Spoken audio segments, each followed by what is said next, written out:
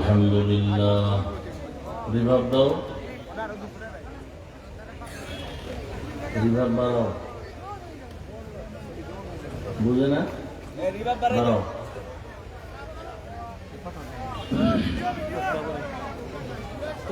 الحمد لله الذي جعل الشمس والقمر بحسبان والنجم والشجر يسجدان وفضل زمانا على زمان كما فضل مكانا على مكان وإنسانا على إنسان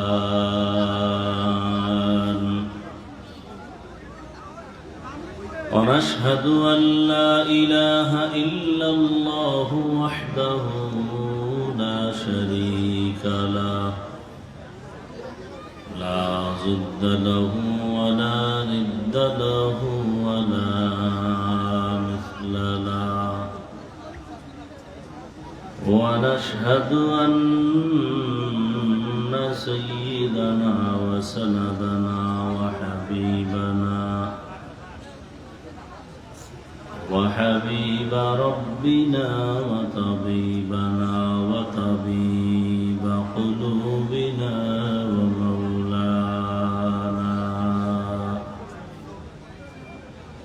ومولانا محمدا عبده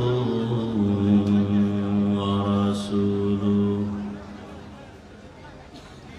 اللهم صل على محمد النبي الأمي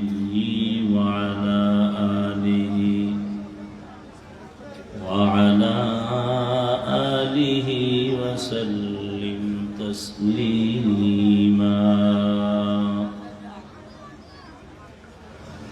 وبعد فأعوذ بالله من الشيطان الرجيم بسم الله الرحمن الرحيم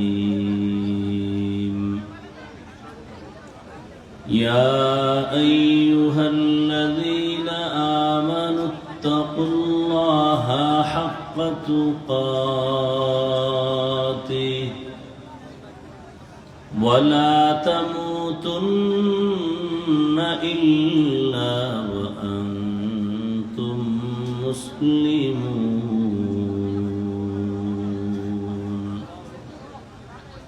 وقال النبي صلى الله عليه وآله وسلم ألا كلكم راعين وكلكم مسؤول عن رعيته الأمي الكريم ونحن على ذلك من الشاهدين والشاكرين والذاكرين والحمد لله رب العالمين سبحانك لا علم لنا إلا ما علمتنا إنك أنت العليم الحكيم رب اشرح لي صدري ويسر لي أمري من لساني يفقه قولي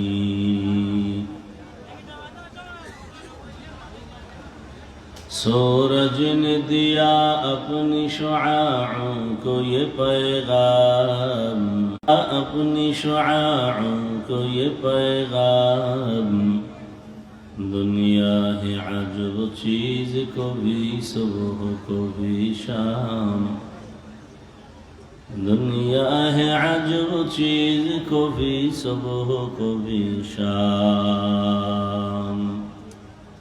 दुनिया में हो दुनिया का तलबगार नहीं हो, बाजार से गुजर हो खरीदार नहीं हो। बाजार से गुजर हो खरीदार नहीं हो। मकबूल है शाद है काबिल तो बहुत है। मकबूल है शाद है काबिल तो बहुत है। आईना के मनिंदे तू नहीं दिल तो बहुत है। आईना के मनिंदे तू नहीं दिल तो बहुत है।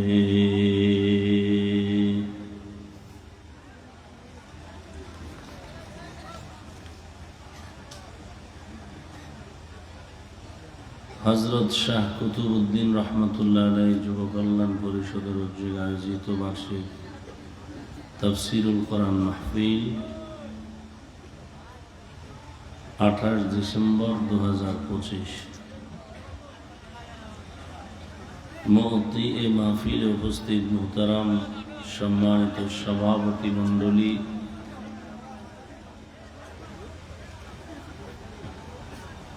উলামায়ে কেরাম, বিভিন্ন জায়গা থেকে আগত আল্লাহ পাকের আশিকিন, জাকিরিন, শাকিরিন, মুহিব্বিন, মুরব্বিয়ানে ইজাম,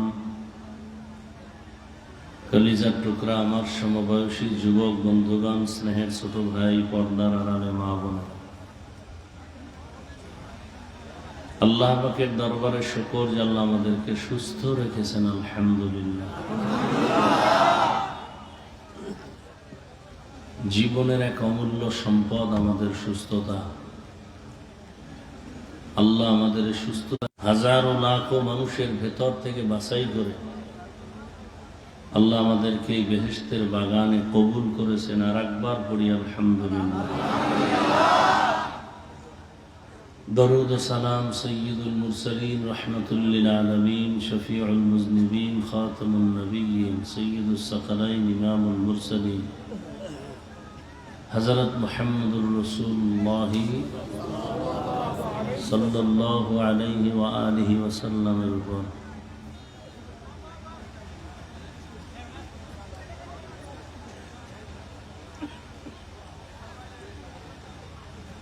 যাদের আয়োজনে আজকের এই প্রোগ্রাম, সময়, পরামর্শ, অর্থ দিয়ে দোয়া করে উপস্থিত হয়ে মাইক, লাইট, প্যান্ডেলের ব্যবস্থাপনার মাধ্যমে সার্বিক সহযোগিতা করেছেন, প্রত্যেককেই আল্লাহ পাক এই খিদমতের।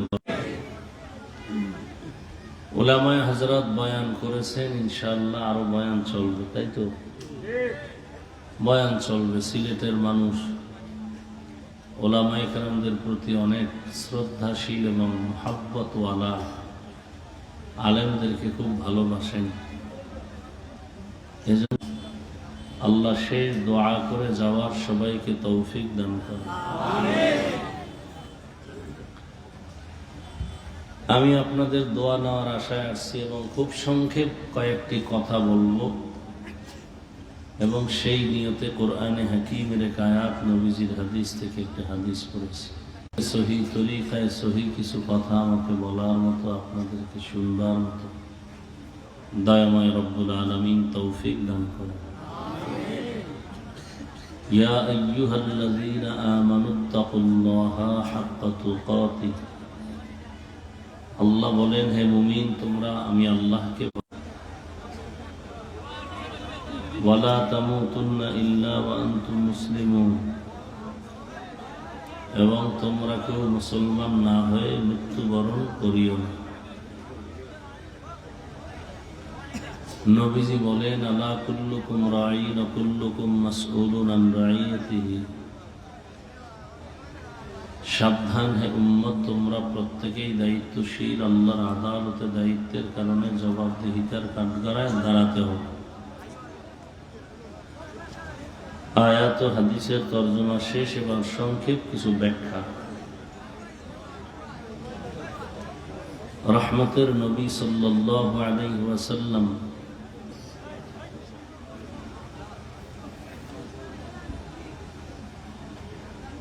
এ হাদিস যখন সাহাবায়ে কেরামদের সামনে পেশ করলেন, সাহাবায়ে কেরাম প্রশ্ন করলেন, ইয়া রাসূলুল্লাহ, কার উপরে কে দায়িত্বশীল? নবীজি বিস্তারিত বয়ান শুনায় দিলেন। অধীনস্থদের যিনি কর্তা হবেন, গার্ডিয়ান হবেন, অভিভাবক হবেন, সে দায়িত্বশীল। যেমন প্রত্যেক সন্তান তার পিতামাতার অধীন, প্রত্যেক পিতামাতা তার সন্তানের জন্য দায়িত্বশীল। আল্লাহর কাছে জবাবদিহিতার কাঠগড়ায় মা বাবাকে সন্তানের জন্য দাঁড়াতে হবে। প্রত্যেক ছাত্র শিক্ষকদের অধীন, প্রত্যেক শিক্ষক ছাত্রদের জন্য দায়িত্বশীল।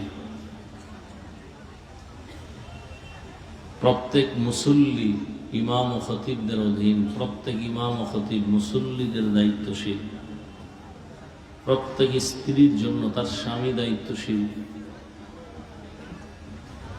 তা ওয়ার্ডের মেম্বার যিনি হবেন, কমিশনার হবেন, ওই ওয়ার্ডের মানুষের জন্য কমিশনার বা মেম্বার দায়িত্বশীল। চেয়ারম্যান তার ইউনিয়নবাসীর জন্য দায়িত্বশীল। সরকার প্রধান গোটা দেশ ও জাতির জন্য দায়িত্বশীল। উলামায়ে কেরাম গোটা উম্মতে মুহাম্মদের জন্য দায়িত্বশীল। কিয়ামতের দিন মা বাবা আসামির কাঠগড়ায় দাঁড়াতে হবে, সন্তানের হক আদায় করা না করার ক্ষেত্রে জবাব দিতে হবে। আর একজন সাহাবী বললেন, ইয়া রাসূলুল্লাহ, আমার অধীনে কেউ নাই, আমিও কার অধীনে নেই, আমি একা, আমার কি দায়িত্ব? রহমতের নবী বললেন, আপনার অঙ্গ প্রত্যঙ্গের দায়িত্বশীল আপনি। দুটো হাত, দুটো পা, দুটো চোখ, দুটো কান কে দিয়েছেন? এগুলো এমনিই না ডিউটি আছে? অবশ্যই আছে। এত বিশাল আসমান আপনাদের গোলাম, এত বিশাল জমিন আপনার আমার গোলাম, চাঁদের আলো, সূর্যের আলো আপনার আমার গোলামি করে, সমুদ্রের মাছ আপনার আমার জন্য, জঙ্গলের প্রাণী আপনার আমার জন্য, গাছের ফল, জমিনের ফসল আপনার আমার জন্য, সব কিছু, পানি বাতাস সব, এগুলো সব আপনার আমার জন্যই আল্লাহ বানাইছেন এবং ফ্রি করে দিয়েছেন, কোনো টাকা নেই। আর এগুলো দিয়ে আপনি বাহাদুরি করবেন, আল্লাহর উদ্দেশ্য নাই, এটা হতে পারে না। আল্লাহ দুটো হাত এমনি দেন না, এগুলো ডিউটি আছে। হাত দিছেন কেন? ধরো। চোখ দিছেন কেন? দেখো। জবান দিছেন কেন? কথা বলো। কান দিছেন কেন? আওয়াজ শুনো।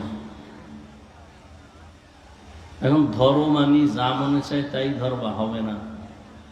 দেখো মানি যা মনে চায় তাই দেখবা, হবে না। সীমাবদ্ধতা আছে। পা আছে হাঁটার জন্য, তুমি মনে যেখানে চাই সেখানে হেঁটে যাবা, হবে না। আল্লাহ পাক নির্ধারিত সীমানা দিছেন। কি ভাই, খুব ভালো করে খেয়াল করবে।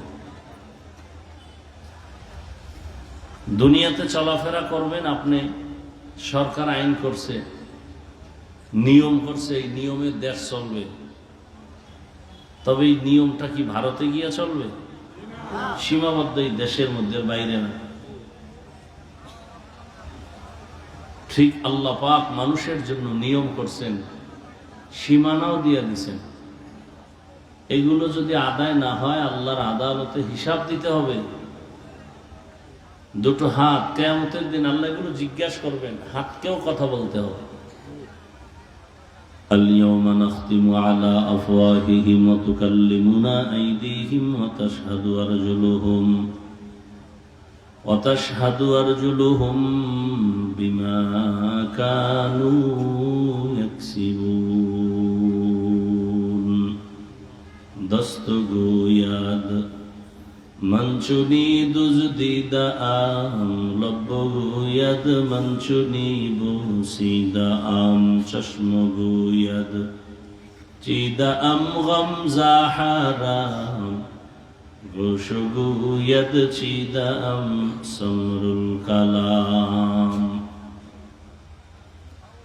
আল্লাহ বান্দাকে জিজ্ঞাসা করবেন তোমার দুটো হাত যে ডিউটির জন্য দিয়েছি তা ডিউটি পালন হয়েছে?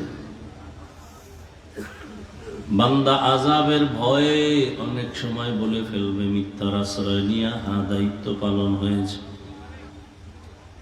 অথচ আল্লাহ হলেন আলিমুল গায়বি ওয়াশ শাহাদা, আল্লাহ সব জানে বান্দা মিথ্যা বলতেছে।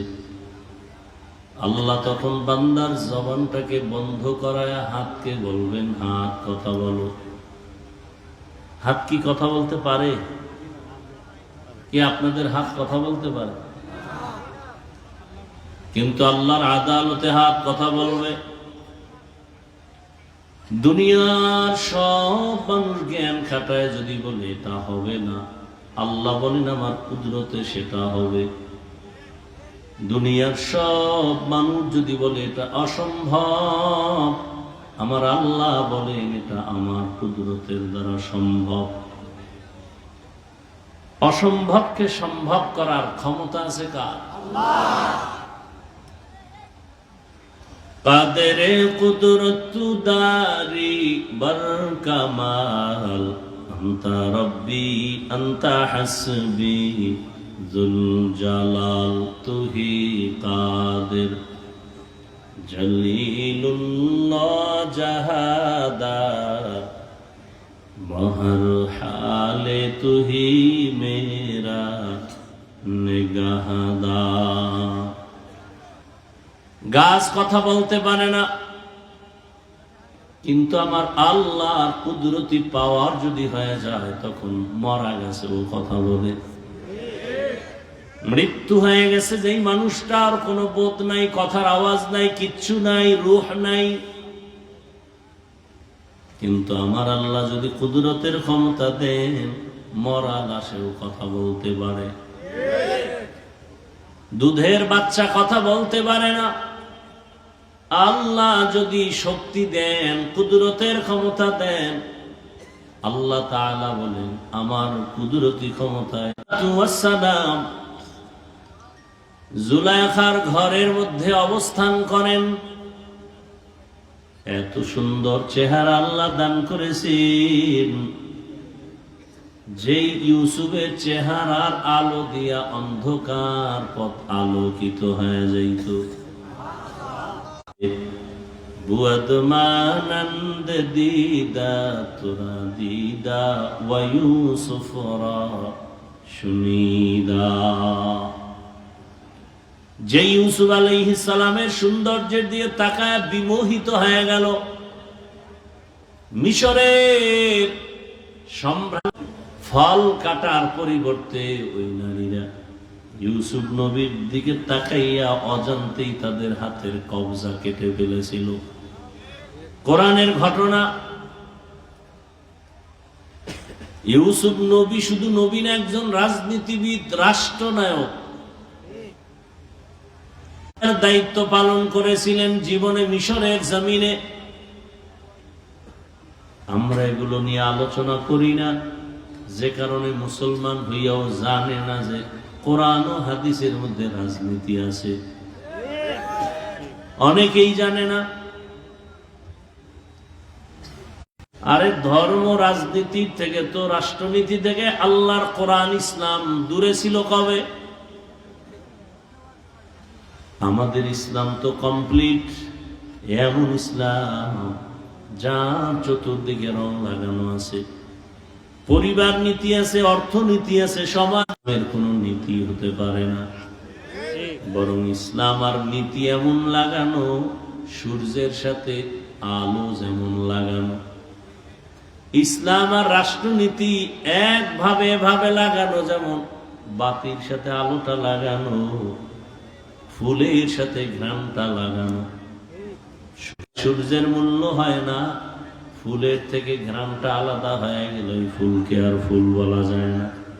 ঠিক ধর্ম এই রাজনীতির ময়দান থেকে, রাষ্ট্রনীতি থেকে যদি ইসলামকে আলাদা করে দেও, ওটা রাজনীতি থাকে না, দুর্নীতি হয়ে যায়। জাতি, আমি কোন দলের পক্ষেও বলি না, বিপক্ষেও বলি না। আমার জীবনের মূল ইসলাম, আমার জীবনের মূল কোরআন, আমার জীবনের মূল আল্লাহ, রসুল, কোরআন, হাদিস। কোরআনে যদি থাকে বলবো, না থাকলে কথা হয় না, না থাকলে বলবো না। যদি কেউ বলে কোরআন ইসলামের মধ্যে এটা নাই, তার মানে সব দিক থেকে কোরআন কমপ্লিট। রাজনীতির বেলায় কোরআন ইসলাম দুর্বল। আমরা দুর্বল ইসলাম আর কোরআন মানি না, আমরা এমন একটা ইসলাম মানি যে ইসলামের মধ্যে সব ধরনের নীতি দেওয়া আছে। ইসলামে কি অর্থনীতি নাই? ইসলামে কি সমাজনীতি নাই? তাহলে কেন বলবেন এটা নাই? এ কথা বলবার অধিকার কারো নাই। হাসরের ময়দানে আল্লাহ বলবেন, হাত কথা বলো। আল্লাহর আদালতে হাত কথা বলবেন, হে মালিক, তোমার হাতের দ্বারা ডিউটি পালন করে নাই। দুটো হাত দিয়া মা বাবার খেদমত করবে, কল্যাণের পক্ষে হাতকে ব্যবহার করবে, করে নাই। বরং এই হাতের দ্বারা অন্যায় দিকে হাতকে ব্যবহার করেছে। তুমি হাত দিয়া ধরো, কোনো বাধা নাই, ধরো, যা মনে চায় তা না, সীমাবদ্ধতা আছে। ধরতে বলছে, তার মানে মদের বোতল হাতে ধরা যাবে না। হাত দিয়া ধরো, তার মানে হাতের মধ্যে বিড়ি নেওয়া যাবে না। নেওয়া যাবে? এই যারা হজের আগেও বিড়ি, মোনাজাতের পরেও বিড়ি, এই হলুমানদের কি হবে? চেহারা গোলাপের মতো লাল বানায় ফেলছে বিড়ি টানতে টানতে। আন্দাজে ঠিক না? মানে একটা কথা বা আওয়াজ বলতে পারলেই কিছু মানুষ মনে করে আমি খুব উপরে উঠে গেছি। আন্দাজে একটা জবাব দিতে পারলেই খুব ভালো, নিজের বড় মনে করে। আল্লাহ হেদায়েত দান করুন। হাত দিয়া ধরো, তার মানে এটা না তুমি নাপাক ধরবা। হাত দিয়া ধরো, তার মানে তুমি বেগানাকে স্পর্শ করবা, হবে না হারাম। দুনিয়াতে জীবনে মানুষের একমাত্র সুন্দর সম্মানের জিনিসের নাম চরিত্র। এই চরিত্র যার খারাপ হবে, টাকার ক্ষমতা দিয়াও সম্মানের স্থানে থাকতে পারবে না। জোর কইরা 2 দিন ক্ষমতায় বসবে, ফাইনালে জুতার মালা নিয়ে পালাতে হবে। তুকু যাও সুন্নতে আহমদ কো জাবা মুহাম্মদ, कै बुआद ने सबक तोरा मन आहब्बा, सुन्नती कौले रसूल, मजदाए काना माई हम कुन कबूल। মোবাইল দিয়ে হাতে না নিলে কি ইজ্জত চলে যাবে? আকামের আর জায়গা পান না, না? আল্লাহ হেদায়েত দান। এই মিয়া থামো, আহম্মক কোথাকার।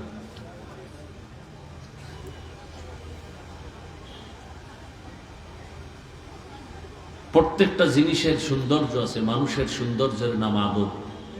বেয়াদব কোনোদিন কোথাও শান্তি পায় না, সম্মানও পায় না। আল্লাহ সবাইকে হেদায়েত দান করুন। আমি বয়ান করতেছি, আমার এক একজনের এক এক ধারা। তোমার এখানে চিল্লাচিল্লির কিচ্ছু আছে? আমি একটা কথা বলছি যে তুমি চিৎকার দাও, তুমি ঠিক বলবা না বলবা, তুমি কি বুঝো ঠিক বেঠিকের? আমি যে কোরআন হাদিসের বয়ান করতেছি, এটা ঠিক না বেঠিক, এটা আমি না বুঝি। অতিরিক্ত চালাকি কেন? কি লাভ কি এতে?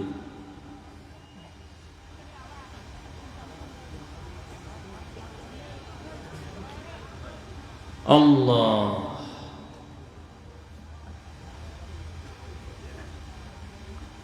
আল্লাহ তাআলা সব জিনিসের একটা সীমাবদ্ধ সীমানা দিয়েছেন। চোখ দিয়ে দেখো, মা বাবা দেখবা সওয়াব, আলেম দেখো সওয়াব, বাইতুল্লাহ দেখো সওয়াব। কোরআনটা খুলে তাকায় তাকায় দেখো, তাতেও সওয়াব। কোরআন দেখবা তাতেও সওয়াব, পড়বা তাতেও সওয়াব, তরজমা পড়ো সওয়াব, ব্যাখ্যা পড়ো সওয়াব, তাফসীর পড়ো সওয়াব।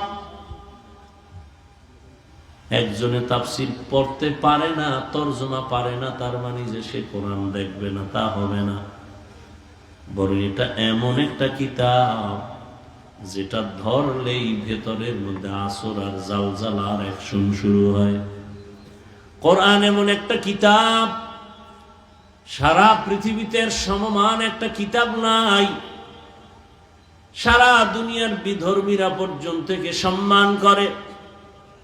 তবে যারা চূড়ান্ত নিকৃষ্ট বেয়াদবেরাই আল্লাহ কোরআন রসুলের সাথে বেয়াদবিমূলক আচরণ করে।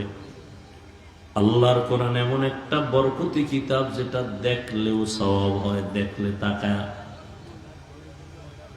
কিন্তু সতর্ক সাবধান যারা বলবে কোরআনের অর্থ না জেনে পড়লে লাভ নাই, এদেরকে স্পষ্ট বলে দাও, এদের মতো ভণ্ড দুনিয়াতে কেউ নাই। এদের মতো ভণ্ড আর এরা শুধু ভণ্ড না, এদেরকে যারা ভণ্ড বলে না এরাও ভণ্ড। কথা বুঝতেছেন আমার? যারা বলে কোরআনের অর্থ না জেনে পড়লে লাভ নাই, না বুঝে পড়লে লাভ নাই, যে বলে আমি কোরআন বুঝলে মানি, না বুঝলে মানি না, আল্লাহর জাতের কসম এই কথা যে বলবে সে বেঈমান। যে বলবে আমি আল্লাহর কোরআন বুঝলে মানি, না বুঝলে মানি না, এই কথা যে বলবে সে বেঈমান হয়ে যাবে। বিবাহিত হলে তার বউটা তালাক হয়ে যাবে। অটো বলতে হবে না, তালাক, অটো তালাক হয়ে যাবে। কারণ ইমানদার আর বেঈমানের মাঝে বিয়া থাকে না, ভেঙ্গে যায়। স্ত্রী যদি বলে আমি ইসলাম ধর্ম ত্যাগ করলাম, আর স্বামী যদি ইসলামী হয়, বিয়া শেষ হয়ে গেছে। কথা বুঝেন না? আল্লাহ হেদায়েত দান করুন। চোখ দিয়া দেখো, তার মানে নাপাক দেখা যাবে না, বেগানা দেখা যাবে না। পা দিয়া হাঁটো, তার মানে তুমি মন্দিরে হেঁটে যাবা, গানের প্যান্ডেলে হেঁটে যাবা, তা হবে না। সীমাবদ্ধতা দেওয়া আছে, ওই সীমানার মধ্যে তুমি তোমার ডিউটি পালন করো। আল্লাহ তাআলা বলেন, ইয়া আইয়ুহাল্লাযীনা আমানুত্তাকুল্লাহা হাক্কা তুকাতিহ। ও মুমিন, তোমরা আল্লাহকে ভয় করো, ভয় করার মতো হক আদায় করে। সাহাবায়ে কেরামে কথা শুনে পেরেশান, ইয়া রাসূলুল্লাহ, আল্লাহ যত বড় তার হক আদায় করে ভয় করা কারো দ্বারা সম্ভব না। নবীজিও চিন্তায় পড়ে গেলেন। সাথে সাথে আল্লাহ জিবরাইল আমিনকে পাঠিয়ে দিলেন, যাও সান্ত্বনার বাণী শোনায় দাও, ইত্তাকিল্লাহা মাস্তাতাতুম। আল্লাহর হক আদায় করে ভয় করার প্রয়োজন নাই। বান্দা তার সাধ্য মতো চূড়ান্ত প্রচেষ্টা আল্লাহকে ভয় করবে। এত বয়ান, দাওয়াত ও তাবলীগের বয়ান, পীর মাশায়েখের বয়ান, জুমার খতিবদের বয়ান, আমাদের বক্তাদের বয়ান, সারা রাত, এরপরেও কেন আমলনামা শূন্য? এই যে ময়দানে এত মানুষ, যদি প্রশ্ন করি কারা কারা আল্লাহকে ভয় করো, সবাই হাত উঁচু করে ফেলবে, যে বলবে আমি ভয় করি। চালাক যারা পা আলগি দিয়া পা উঠায় বলবে আমরা 4 হাত পায়ে আল্লাহকে ভয় করি। আরো চালাকেরা বলবে হুজুরদের থেকে আমরা বেশি আল্লাহকে ভয় করি। অথচ ফজর পড়ে নাই, জোহর পড়ে নাই, আসর পড়ে নাই, মাগরিব পড়ে নাই, এশাও পড়ে নাই। এরকম আশেকে রাসূল এখানে আছে না নাই? তুমি নামাজ রোজা দাড়ি বাদ দিয়া হারাম সুদের টাকায় ব্যবসা করে যদি আশেকে রসুল হও তো ভণ্ড কারা? আমরা টুপিওয়ালারা যেই রসুলকে দেখি নাই, কোরআন হাদিসের আলোকে লেখাপড়া করে ওই রসুলের মায়া নিয়ে টুপি পরেছি। কত মানুষ আমাদের টুপিওয়ালা বলে বাজে কথা বলে, এরপরও টুপি ফালাই না। রসুলের আদর্শের মোহাব্বত জানিয়ে টুপির কারণে সরকার আমাদের ভাতা দিবে না, বরং গালি দিবে। এই টুপির কারণে, দাড়ির কারণে, পোশাকের কারণে কত মুরব্বীরা জেলখানায় গেছে, ফাঁসির মঞ্চে চলে গেছে। এ ঘটনা জানার পরেও কেন টুপি ফালাই না, দাড়ি ফালাই না রে যুবক? সরকারও আমাদের উপরে বড় গরম অবস্থায় থাকে যে আসে। এই যে জুলাই আন্দোলন হলো, কথা না বললে তো কেউ বলবে না। সনদ তৈরি হলো, সেখানে আলেমদের অবদানের আওয়াজ নাই। অথচ ওলামায়ে কেরাম মাঠে না আসা পর্যন্ত জুলাই সফলতা আসে নাই। ওলামায়ে কেরামদের অবদান যারা অস্বীকার করবে, ওদের দুনিয়াতে আসাটায় ভেজাল আছে, ভেজাল। যারা ওলামায়ে কেরামদের অবদানকে মানে না, ওরা দুনিয়াতে আসতে কি আছে ভাই? ভেজাল। নিরাপদে ভালো মায়ের গর্ভ থেকে আসে নাই, ঝামেলার মধ্য দিয়ে আসছে। এ সমস্ত সন্তানেরাই আলেমের বিরোধিতা করে। সুসন্তান কোনদিন আলেমের বিরোধিতা করতে পারে না রে বাবা। ওলামায়ে কেরামের অবদান একটা একটা বললে সারা রাত চলে যাবে। বলবেন হাফিজ ভাই আর কারো অবদান নাই, লিখে নাও, রেকর্ড করে নাও। নিঃস্বার্থভাবে দিল ভাঙ্গা ভালোবাসা দিয়েই জাতির জন্য আলেম ছাড়া কারো অবদান নাই। সব স্বার্থপর, সব চান্দাবাজ আর সব ধান্দাবাজ। 5 টাকা দিছে, 5,000 টাকা হাতায় নিছে, তুমি টের পাও নাই, তুমি অনুভব করতে পারো নাই। এখন আবার তসবি টানো, ভোটের আগের রাত্রে বিক্রি হয়ে যাওয়া 500 টাকায়। ভালো মুরগি কিনতে গেলে 1000, একটা ছাগল কিনবে 15 থেকে 20,000 টাকা, একটা গরু কিনতে যাবে 1 লক্ষ টাকা। আর সোনার বাংলার আশরাফুল মখলুক ভোটের আগের রাতে বিক্রি হয়ে যায় 500 টাকায়। আমি বললাম ভালো করে লিখে রাখো, ওটা মানুষ না, ওটা পশু। পশু না, ও কুত্তা, শুয়ার, হাইওয়ান, জানোয়ার থেকেও খারাপ।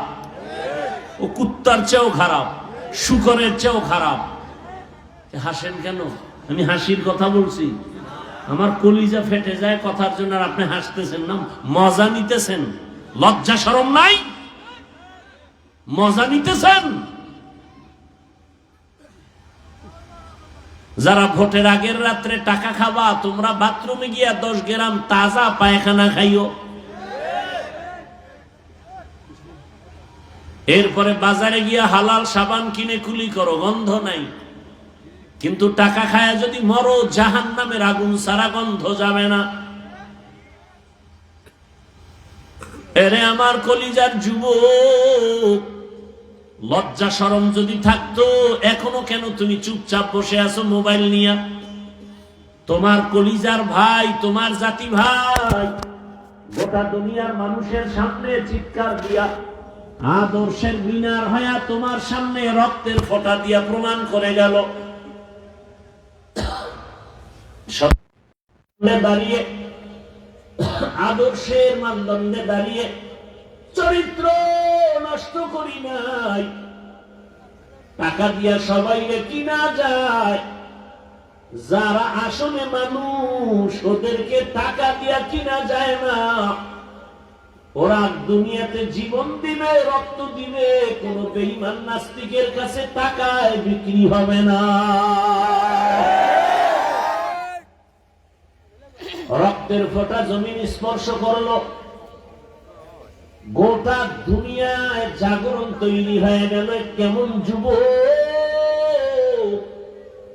রাস্তা দিয়ে হাঁটে, আর মানুষ এসে ভালোবাসার টাকা দেয়, জানি টাকা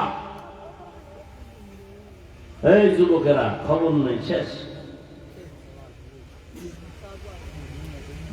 রাস্তা দিয়ে হাঁটে আল্লাহর বান্দা, তোমার জাতি ভাই যুবক মানুষ 50,000 টাকার বান্ডিল দিয়া কয় কলিজা ভাঙ্গা ভালোবাসা দিয়া গেলাম। অ্যাকাউন্টে তার টাকার অভাব নাই, একমাত্র কারণ ক্ষমতা না, টাকার গরম না। জীবনে এসে কোনদিন লাইভে বলেন আমারে টাকা দাও, বলছে? অথচ তার অ্যাকাউন্টে কোটি কোটি টাকা চলে আসছে। এটা ক্ষমতায় হয় না, টাকায় হয় না, এটা সুন্দর চরিত্র আর নৈতিক আদর্শের দ্বারাই সম্ভব। আর তুই মায়ের টাকা চুরি করো, বাবার টাকা চুরি করো, কি সুন্দর চরিত্র। মোবাইল চালাবার জন্য মায়ের গালি দাও, বাবাকে গালি দাও, সারা রাত আকাম করো, জিনা করো, চোখের জিনা, অন্তরের জেনা, জবানের জেনা করে ঘুমাও। আর তোমার লাইনের যুবকটা গোটা পৃথিবীটাকে গরম বানায় দিয়ে গেল। যে সততার মানুষ কোনদিন বেঈমান, কাফের, নাস্তিক আর মুরতাদের সামনে সততার মিনার হয়ে থাকে, টাকায় বিক্রি হয় না। আর তুমি তসবিহ গুলো ভোটের আগে 500 টাকায় বিক্রি হবা। পশু টাকায় বিক্রি হয়, মানুষ টাকায় বিক্রি হতে পারে না। যেই মানুষ টাকায় বিক্রি হয় ওটা মানুষ না, ওটা অমানুষ। কেমন অমানুষ? এটা কুকুর থেকেও খারাপ, এটা শুকর থেকেও খারাপ। দলিল নিবা, দলিল নাও।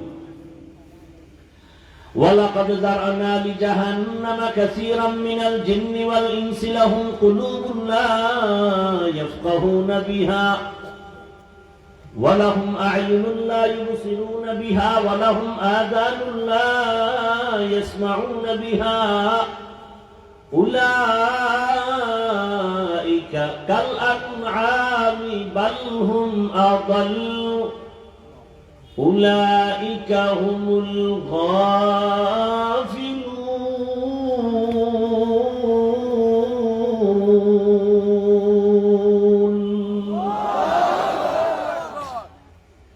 ওই মানুষটা জাহান্নামে যাবে যারে আমি হৃদয় দিলাম, কলব দিলাম গবেষণা করার জন্য, গবেষণা করে না।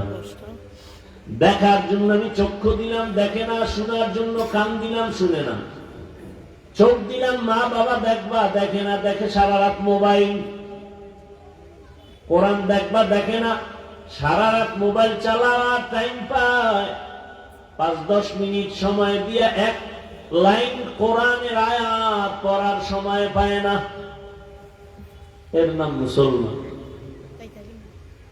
এর নবীর আশিক।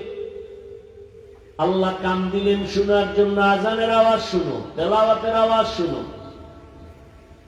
অথচ তুমি গীবতের আওয়াজ, গালির আওয়াজ শুনো। কানের মধ্যে তার লাগায় গানের আওয়াজ দিয়ে ঘুমাও। একটু কি ভয় লাগে না? ঘুমের মধ্যে যদি আজরাইল আসে কি উপায় হোক? কত মানুষ ঘুমের মধ্যে চির ঘুমে চলে যায়, লাশ হয়ে আছে। কত বান্দা রাস্তায় হাঁটে, হঠাৎ করে গাড়ির চাকার নিচে পড়ে লাশ হয়ে গেল। কত যুবক পানির মধ্যে পড়ে হঠাৎ লাশ হয়ে গেল। কয়দিন আর দুনিয়ায় বাহাদুরি করবা? মনের মতো তো কম দেখলা না বেগানা?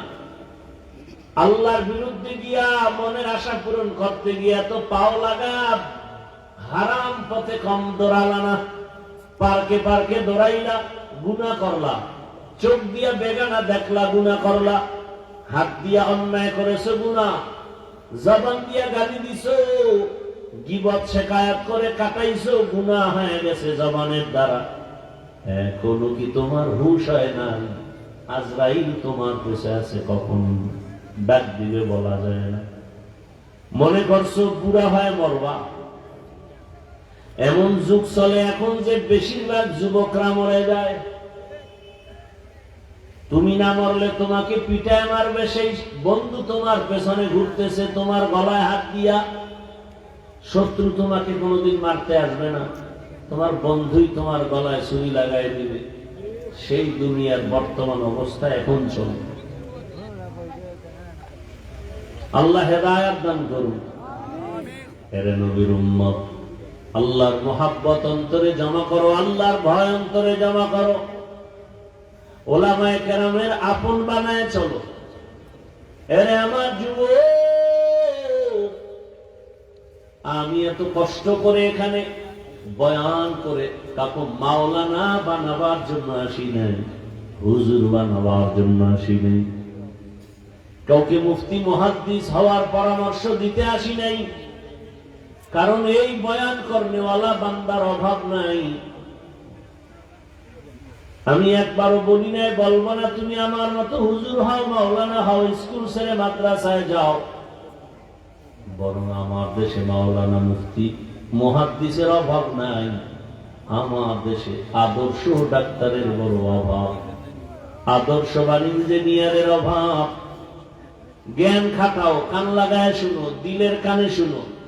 আমার দেশে মাওলানা মুফতি সাহেবের অভাব নাই, আমার দেশে আদর্শবান ডাক্তারের অভাব, প্রফেসরের অভাব, ইঞ্জিনিয়ারের অভাব, ওসি ডিসি এসপির অভাব।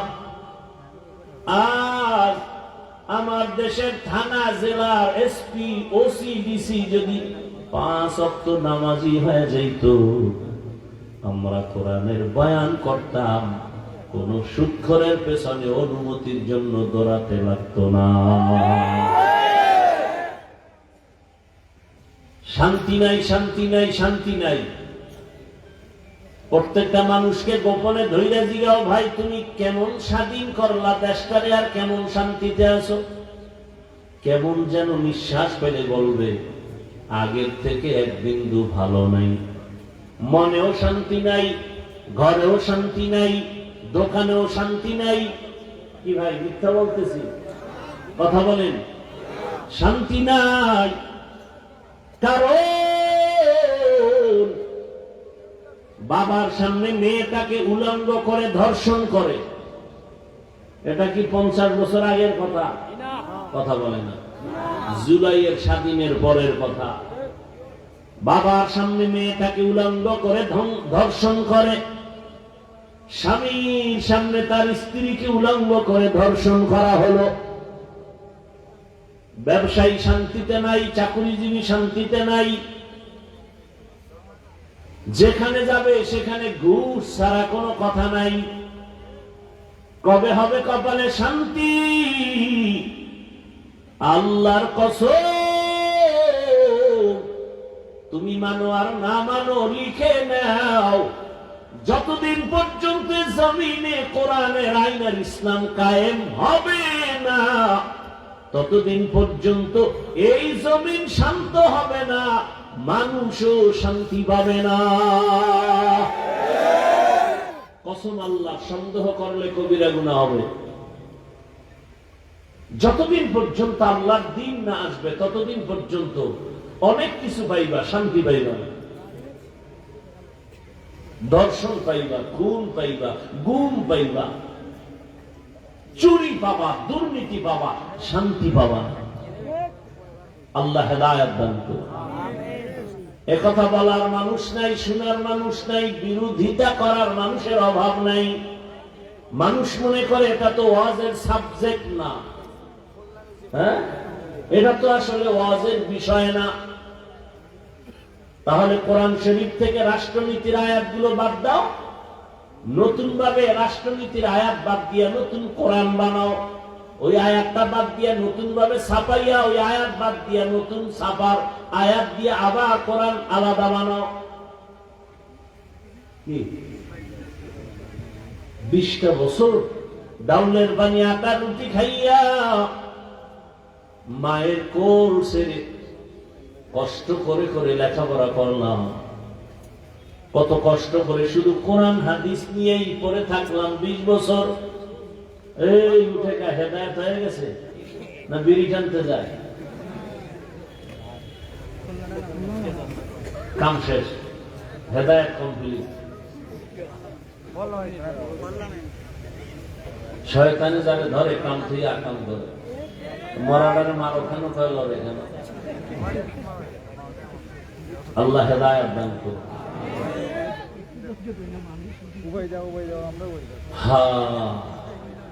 20টা বছর কোরআন হাদিস পড়লাম, কয়টা আয়াত, কয়টা অক্ষর, কয়টা শব্দ, কয়টা জেদ, কয়টা নক্তা, কয়টা পেশ, নামাজের আয়াত কয়টা, রোজার আয়াত কয়টা, জিকিরের আয়াত কয়টা, যাকাতের আয়াত কয়টা, পরিবার নীতির আয়াত কয়টা, জিহাদের আয়াত কয়টা, এগুলো সব পড়ে পড়ে পড়ে পড়ে তরজমা, তাফসীর, ব্যাখ্যা, মাসআলা সব শিখলাম। এরপরে ময়দানে নামলাম। এখন যদি আউযুবিল্লাহ পারে না, বিসমিল্লাহ পারে না, নির্লজ্জের কথা সালামটাও দিতে পারে না, এমন কোন হারাম খোর আইসা যদি কয় হুজুর বয়ানটা এমন করে, ওরে 24 ঘন্টা জুতার বাড়ি দিয়া রিমান্ডে রাখা দরকার। সালাম দিতে পারে না, সে পরামর্শ দেয় হুজুর বয়ানটা এরকম করেন, কোরআন হাদিসের বাইরে ওয়াজ কইরেন না। তুমি ভিতরে একটা বুঝে ফেলাইছো। সালামটা দিতে পারে না, IA pass, BA pass, MA pass, matric pass, সালাম পাস করতে পারে না, কপালে গজব লাগছে। আসসালামু আলাইকুম দুইটা শব্দ, কি আসসালামু আলাইকুম, এটা পারে না। MA pass, BA pass, IA pass, সব পাস, সালামটা পারে না, সেখানে ব্যর্থ। সালামালাইকুম, সালামালাইকুম মানে তোর উপরে ঠাডা ভরুক, হেকাও আলাইকুম তোর উপরেও ভরুক। এ যদি আইসা কয় হুজুর কোরআন হাদিসের বাইরে ওয়াজ কইরেন না, তুমি ভিতরেরটা বুঝে ফেলাইছো সব না, কপাল পরা শয়তান। আল্লাহর কোরআন থেকে যদি আমি ভেতরের বয়ান করি তো সুদখোরের বিরুদ্ধে বয়ান করতে হবে, এটা আমার ইমানের দাবি। কোরআনের ভিতর থেকে বয়ান করলে দুর্নীতিবাজ, চাঁদাবাজ, খুনি, ধর্ষক এদের বিরুদ্ধে বলতেই হবে, চোরের বিরুদ্ধে, ডাকাতের বিরুদ্ধে বলতেই হবে, বেনামাজির বিরুদ্ধে, দাড়ি কামানেওয়ালার বিরুদ্ধে কথা বলতেই হবে। কোরআন তো বেনামাজির পক্ষে, এই কোরআন বেনামাজির পক্ষে, আল্লাহর কোরআন ইসলাম সুদখোরের পক্ষে, ঘুষখোরের পক্ষে, দুর্নীতিবাজের পক্ষে। তে মাস্তানি করো কেন, ফাও ফাও জ্বালাও কেন? তুমি বিএমপি করো, তুমি মুজিব সৈনিক বলে রাস্তায় স্লোগান দাও, তুমি জিয়ার সৈনিক বলে রাস্তায় স্লোগান মিছিল দাও। কই আমি হাফিজুর রহমান তো কোনোদিন বলি নাই তুই কাফের হয়ে গেছো, বলছি? অন্য আলেমরাও বলছে কিনা আমার জানা নাই। তুমি মুজিব সৈনিক হইয়া স্লোগান দাও, আমরা জিয়ার সৈনিক, এসো কথা বলে রাস্তায় মিছিল করো, কিন্তু তোমার আসল পরিচয় তুমি মুসলমান। একদিনও কি তোমার বলা দরকার ছিল না তুমি একজন রসুল সৈনিক? আমরা বলবো আমরা রসুল সৈনিক, আমরা জিয়ার সৈনিক না, আমরা মুজিব সৈনিক না, আমরা রসুল সৈনিক। তুমি মুজিব সৈনিক বলো, জিয়ার সৈনিক বলো, আমরা গালি দেই না, তোমার পথে তুমি। আমরা যখন রসুল সৈনিক বলবো সেখানে যদি তুমি বাধা দাও চামড়াটা তুলে ফেলা হবে।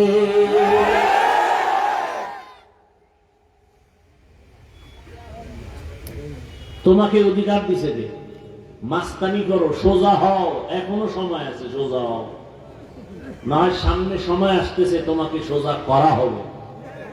আর সেদিন বাকি নেই তো, টের পাও, সেদিন বাকি নেই। আউল বাউল ফাউল দেখো না, গানের প্যান্ডেলে মানুষের অভাব ছিল না, এখন ওরা মশা মারে, মানুষ নেই। যেই যুবক গানের প্যান্ডেলে লাফাইতো আর দৌড়াইতো, আজ ওই কলিজার বাবারা আজ কোরআনের বাগানে হাজির। যদিও দেখতেছো দাড়ি নাই, টুপি নাই, নামাজ নাই, কিন্তু ওদের ভেতরে এমন ইমানের বারুদ আর পাথরের আগুন জমা, হাদির মতো একটা চিৎকার দিবে, এ জমিন থেকে নাস্তিকের বেঈমানরা পালাবারও সময় পাবে না।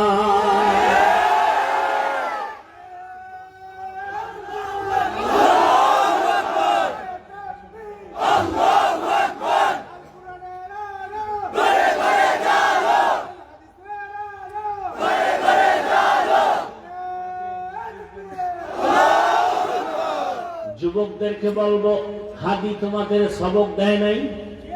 বসে আছো কেন? কিসের ভয়? স্বাধীন করলো, এরপরও ভয় তোমার অন্তরে। হ্যাঁ, তাহলে হাতে হাত রেখে সব যুবক দাঁড়িয়ে নতুন ভাবে তৈরি হয়ে ময়দানে আসো। তোমার কদম চুমবে গোটা দুনিয়া, তোমার পেছনে ঘুরবে সারা দুনিয়া। ডাক্তার জাকির নায়েকের কে না চিনে, কে না জানে, অথচ হোমিওপ্যাথিক ডাক্তার গোটা দুনিয়া তার আশিক। তোমার সম্মানের জায়গায় দাঁড়ায় যাও, টাকার পেছনে দৌড়ায় না, টাকা তোমারে খুঁজবে। 2 হাত দিয়া টাকা নিয়েও খাওয়ার মানুষ পাইবা না, একটু অপেক্ষা করো। সুন্দর আদর্শ নিয়া লেখাপড়া করে দাঁড়াও, সুন্দর চরিত্র নিয়ে দাঁড়াও। ভবিষ্যতে তোমরাই হবা এই জাতির কর্ণধার, এই দেশের তোমরাই হবা ভবিষ্যৎ স্বর্ণের সন্তান। তোমরা নেতৃত্ব দিবে ভবিষ্যতে, এই জাতিকে দিক নির্দেশনা দিবে। তোমরা চরিত্রবান হয়ে দাঁড়াও। কিসের ভয়? হাতে গোনা কয়েকটা মাত্র বেঈমান আর নাস্তিক এদেশে উল্টা পাল্টা করে, তোমরা দাঁড়াও। কিসের ভয়? যুবক ছাত্র কি করেছে আর তোমরা দেখো না? চরিত্রটা ঠিক করো। আমার দাবি এতটুকুই, চরিত্র নষ্ট করো না। তুমি যদি বাংলাদেশের প্রধান হও আর চরিত্র নষ্ট থাকে, জুতা পিটাইয়া মানুষ এ জমিন থেকে বিদায় করবে। তোমার টাকার ক্ষমতায় কোনো কাজ হবে না। চরিত্র এত সম্পদ, এত দামি একটা মূল্যধন, এজন্য চরিত্র নষ্ট করিও না। মোবাইল ফেলে দাও, লাঠি মেরে মোবাইল ভেঙে ফেলো। বই হাতে নাও, কিতাব হাতে নাও, লেখাপড়া করো। ইঞ্জিনিয়ার হও, প্রফেসর হও, ডাক্তার হও, ওসি হও। আমরা তোমাদেরকে সাপোর্ট দিব। ওলামায়ে কেরাম থাকবে। পৃথিবীর কোন বেঈমান চোখ তোলার সাহস পাবে না। তবে দাবি একটা, চরিত্র নষ্ট করিও না, তাহলে জীবনের লেখাপড়া হয় কোনো লাভ নেই। কি হয়েছে? এমবিবিএস ডাক্তার, টপ লেভেলের এবং খুব দামি ডাক্তার তো ছিল তাসলিমা নাসরিন, একজন গবেষক। কোরআনের আয়াত পড়তো, ব্যাখ্যা পড়তো, রিসার্চ করত। এরপরে হঠাৎ করে আল্লাহর বিরুদ্ধে, কোরআনের বিরুদ্ধে বিষোদ্গার করল। কি হইল? লাশটাতে জমিনে আসবে বলে মনে হচ্ছে না। এই ডাক্তার হয়ে কোনো লাভ আছে? তুমি এমন সাহস নিয়ে দাঁড়াও যে দেশের আমি জন্ম, আমার এদেশে জন্ম, এদেশের হাওয়া বাতাস আমার, আমি এদেশের পিওর নাগরিক। চোর ডাকাত অপরাধী মাথা নত করে থাকবে, আর নিরপরাধ মানুষগুলো বুক উঁচু করে, মাথা উঁচু করে দেশে চলবে। দাঁড়াও নতুন করে। আমি একবারও কি বলছি তাবলিগে যাও, আমার মতো হুজুর হও? একবারও বলি। পায়ে হাত দিতে হবে, বলো, আমি নিচে নেমে আসি, পায়ে হাত দিই। তুমি এই ওয়াদাটা করবা যে আর মোবাইলে চরিত্র নষ্ট করার মতো কিছু দেখবো না, আমি লেখাপড়া করে একটা আদর্শবান ডাক্তার হব। তোমার সামনেই দৃষ্টান্ত গুলো দেখো। তোমার লাইনে কি স্কুল কলেজে পড়ুয়া কোনো ভালো ছাত্র নামাজি নাই? তুমি পারো না কেন বাবা? তোমার কপালে কারো অভিশাপ লাগছে বলো? র্যাব, আর্মি, পুলিশ, বিডিআর এর চাকরি করে, 5 ওয়াক্ত নামাজ পড়ে, ওসি, বিসিএসপি, ডাক্তার, প্রফেসর, ইঞ্জিনিয়ার, 5 ওয়াক্ত নামাজি, দাড়িওয়ালার অভাব নাই। তুমি কেন পারো না রে বাবা? পায়ে হাত রেখে বলছি। রাস্তায় গাড়ি চালায় যুবক নাজান হয়ে গেছে, নামাজে দৌড় দিচ্ছে। নদীর মধ্যে মাছ ধরে নামাজ পড়ে, কৃষি কাজ করে নামাজ পড়ে, তোমার কেন সমস্যা? পড়ো না। বড় আফসোস রে বাবা। কয়দিন পার্কে পার্কে দৌড়াবা বলো? কয়দিন গুনাহ করবা? কম তো করো না। এখনো কি আল্লাহর ভয় অন্তরে আসে নাই? কবি নজরুলের গুণগান গাও, প্রশংসা করো। সারা দুনিয়ার মানুষ পাগল শুধু চরিত্র ভালো এই জন্য। আমি চাই তুমি ডাক্তার হও সর্বোচ্চ সম্মানের, গোটা দুনিয়াবাসী তোমাকে চিনবে। এটার জন্য একমাত্র লাগবে চরিত্র আর 3 জায়গার দোয়া। মনে রাখো যুবক, মানো আর না মানো, কথাগুলো মনে রাখবা। কয় জায়গার দোয়া? হ্যাঁ, 3 জায়গার দোয়া থাকলে তুমি ডাক্তার হলো পৃথিবী জোড়া সম্মান। আর 3 জায়গার দোয়া না থাকলে তুমি চমৎকার লেখাপড়া করে 1 নম্বরের ছেলে হলো, তোমার জুতার বাড়ি ছাড়া কপালে কিছু নাই, 3 জায়গার বড় দোয়া লেগে গেল। 1 নম্বরে মা বাবা, 2 শিক্ষক, 3 নম্বরে উলামায়ে কেরাম। মা বাবার দোয়া নাও, জীবন ধন্য। বড় দোয়া নাও, তোমার জীবনটা মরার আগে পঙ্গু। শিক্ষকের দোয়া নাও, লেখাপড়ার জীবনটা ধন্য হয়ে যাবে। যদি বড় দোয়া নাও, লেখাপড়ার জিন্দেগি বরবাদ হয়ে যাবে। 3 নম্বরে উলামায়ে কেরামের দোয়া নাও, জীবনের চরিত্র সুন্দর হবে। আর আলেমের থেকে দূরে থাকবা, চরিত্র আর আদর্শ সুন্দর হবে না। ঢাকা কলেজে যাও, কত ছাত্র কলেজে পড়ে, মাথায় পাগড়ি লাগানো, বড় বড় দাড়ি, বড় জামা পরে কলেজে ক্লাস করে। ভাই আমি তো গাইবি কিছু বলি না, নগদ নগদ যা তোমার চোখের সামনে ধরায় দিতেছে। আর কিভাবে বয়ান করলে তুমি গুনাহ ছাড়বা বলো?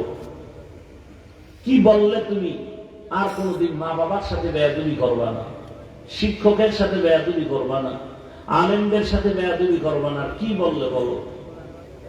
তোমার লাইনের মানুষটাই যদি স্কুলে পড়ে, নামাজ পড়ে, আর নতুন বয়ানের দরকার কি? এইটাই তো যথেষ্ট তোমার হেদায়েতের জন্য, যে আমার ভাই যদি স্কুলে পড়ে, নামাজ পড়ে, কলেজে পড়ে, নামাজ পড়ে, আমি পারি না কেন? আর ওয়াজের দরকার নাই। আল্লাহর কাছে তওবা করো, আর জীবনে নামাজ ছাড়বা না, দাড়ি কাটবা না, বেপরদায় চলবা না। গুনাহমুক্ত হইয়া চরিত্র নিয়া লেখাপড়া করে একটা সম্মানের জায়গায় দাঁড়াও। মা বাবার দোয়া নাও, শিক্ষকের দোয়া নাও, উলামায়ে কেরামের দোয়া পরামর্শ নিয়া নবীর আদর্শের উপরে চলো। মা বোনেরাও পর্দাওয়ালা হয়ে যান, স্বামীর মাল হেফাজত করেন, মোবাইলে সময় নষ্ট করিয়েন না, বেপরদায় চলিয়েন না। সন্তানটাকে আদর্শওয়ালা বানায় যান, জীবনটা ধন্য হয়ে যাবে। পেছনের গুনাহ থেকে ক্ষমা চান, তওবা করে মনে মনে আল্লাহকে বলেন, আল্লাহ জীবনে তো মার্কেটে কম ঘুরি নাই, বেপরদায় চললাম, আর গুনাহ করবো না, নামাজ ছাড়বো না, বেপরদায় চলবো না, স্বামীর মাল হেফাজত করবো। আল্লাহর কাছে যদি তওবা করার নিয়ত হয়, খাঁটি তওবার নিয়তে 2 হাত আমার আল্লাহকে দেখায় দাও। তাই আল্লাহ হাতগুলো কবুল করে নেন, তওবা কবুল করে নেন, তওবার উপরে মজবুত হইয়া চলার মতো তৌফিক দান করেন। আমিন। আলহামদুলিল্লাহি রাব্বিল আলামিন, ওয়াসসালাতু ওয়াসসালামু আলা সাইয়্যিদিল আমবিয়াই ওয়াল মুরসালিন ওয়া আলা আলিহি ওয়া আসহাবিহি আজমাইন। রব্বুল আলামিন, আমরা গুনার বোঝা নিয়ে আপনার দরওয়াজায় হাজির। আয় আল্লাহ, মাহফিল কবুল করে নেন, আয়োজনকারী সহযোগিতাকারী কবুল করে নেন, এলাকায় শান্তি দান করেন, মা বোনদের পর্দাওয়ালা আবেদা বানায় দেন, সন্তানগুলো নেককার বানায় দেন, ঘরে ঘরে সুন্নতের বাতি জ্বালায় দেন। আয় আল্লাহ, মাদ্রাসা মসজিদ কবুল করে নেন, সারা দুনিয়াবাসীকে মাফ করে দেন।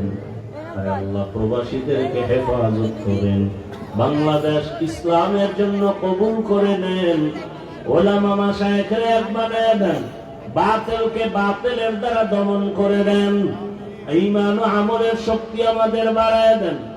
আয় আল্লাহ, মা বোনদের আবেদা পর্দাওয়ালা বানায় দেন, আমার কলিজার যুবকদের দ্বীনের খাদেম বানায় দেন, মোবাইলের গুনাহ থেকে হেফাজত করেন। আয় আল্লাহ, গুনাহের প্রতি ঘৃণা জমায় দেন। আয় আল্লাহ, মা বাবা, শিক্ষক ও উলামায়ে কেরামের দোয়া নিয়ে চলার তৌফিক দান করেন। আয় আল্লাহ, নবীজির রওজা মুবারক বাইতুল্লাহ জিয়ারতের জন্য কবুল করে নেন। আয় আল্লাহ, নবীর সুন্নাতওয়ালা ইজ্জতের জীবন দান করেন, আদবওয়ালা জীবন দান করেন, বেয়াদবির থেকে হেফাজত করেন, ব্যবসা চাকরিতে বরকত বাড়ায় দেন। আয় আল্লাহ, অভাব দূর করে দেন, ঋণ আদায়ের ব্যবস্থা করে দেন। আল্লাহ রব্বুল আলামিন, নবীজির সুন্নাতওয়ালা জীবন দান করেন। আমাদের মা, আমাদের বাবা এই ময়দানে জানি না কবরে রেখে আসছে কে, এতিমের মতো।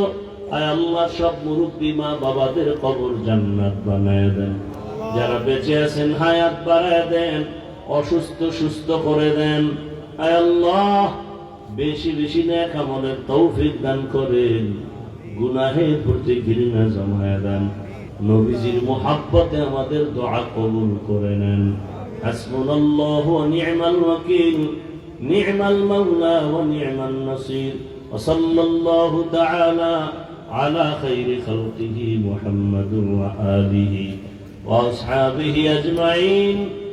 আমিন আমিন আমিন বিরহমাতিকা ইয়া আরহামার রাহিমিন। বয়ান চলতে থাকবে, শুনে